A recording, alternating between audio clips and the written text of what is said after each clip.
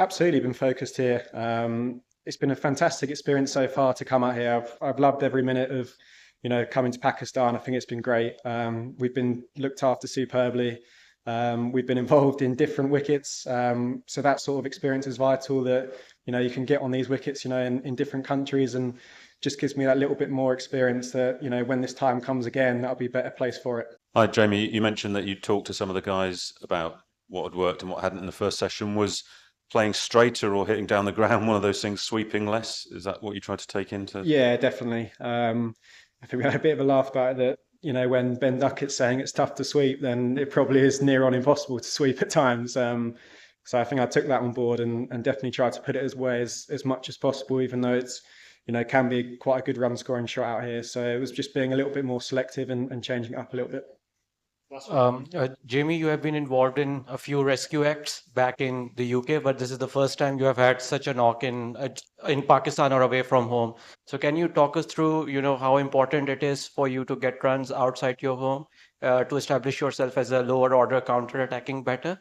Yeah, it's crucial. I want to be someone that does it in all conditions, not just at home against spin and seam. So to come out here and to put in that performance is quite pleasing. It's taking more confidence into future endeavours of where it goes. If you play here next in a future tour, then you've got that experience in the bank of actually what worked well, and you can look to implement that further. Before the match, it felt like you guys thought the pitch was going to be pretty good to bat for a couple of days and then start to go. Was it a bit livelier than you expected today? Yeah, I think people didn't, quite know and what to expect from that surface. So I had quite a lot of things of what could happen. I think it was more wait and see, and it was important to win the toss, and that sort of gave us that opportunity to, bat on the best part of the surface. I can only see it getting a little bit worse from here, especially with the low bounce and a bit more turn, hopefully. How alien is it for someone like yourself coming out of county cricket to sort of win the toss, bat first, and face 100% spin all day long? Yeah, it's different, but you sort of expect it when you come to the subcontinent. You're not expecting to, have the same conditions as you are back home. But yeah, it's actually quite good to face alien conditions. That's why you like coming away and experiencing different things. And I think learning, that's the main thing. It's learning across the 3 test matches about yourself and where you can take your game. And across the course of the day, you were really the only batter who really got away and started to get on top of the bowling and hit a few nice sixes. Any secrets you can tell us? What's the way to go forward on that pitch, and how important you think those runs might be? Yeah, I think the runs are important. When you bat first on a wicket like that you feel is going to deteriorate as the game goes on. That every sort of first innings run is vital. There are some good partnerships throughout. I think we started really nicely. Obviously, Ducky again was proving how good a player he is, and then Gus as well. Sort of that partnership took a lot of pressure off me, allowed me to sort of knock the ball around at times when he was playing some shots, and we sort of fed off each other quite nicely. Yeah, I actually wanted to ask about Gus. I mean, you had quite a patient start to your innings there, and I presume that was because you had a lot of confidence in him, and that allowed you to build before accelerating. Yeah, absolutely. There's definitely a lot of trust in his batting. I think we've seen it in the summer, the level that he has and the class he has.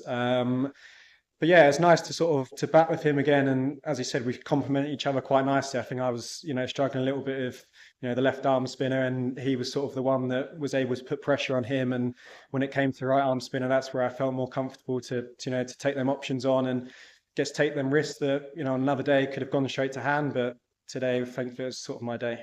Jamie, it looked pretty sticky when you lost Ben very early in the afternoon. What was the key from your point of view to kind of remaining calm in that situation and being able to sort of get England back in the game? I think it's just staying level with your game plan that you come into the game with. I think like you can have your game plan before the game, but it's adapting, I guess, to the surface it's provided. The people that had sort of batted first and got out, they sort of came and gave advice actually of what works on that surface, what might not work. So you're just being clear to how you want to go about things, and when you go out there, you're not thinking about the game situation. You're just thinking about how you can then impose your skills, and hopefully it comes off. You had a tough test last week. Was that motivation at all today? Not at all. It's move on to another game. them sort of things happen. I didn't score the runs that, I would have liked to have scored, and, dropped a catch which could have proven, crucial. But those things happen in sport, and, there'll definitely be times where that will happen again. But it's dusting yourself off and coming again the next game with a smile on your face and looking to, enjoy playing and trying to influence results. You mentioned taking on the off spinner. Could you just talk us through your plans to sort of take him down, and I suppose what he's like, because he seems like a bit of a character on the field?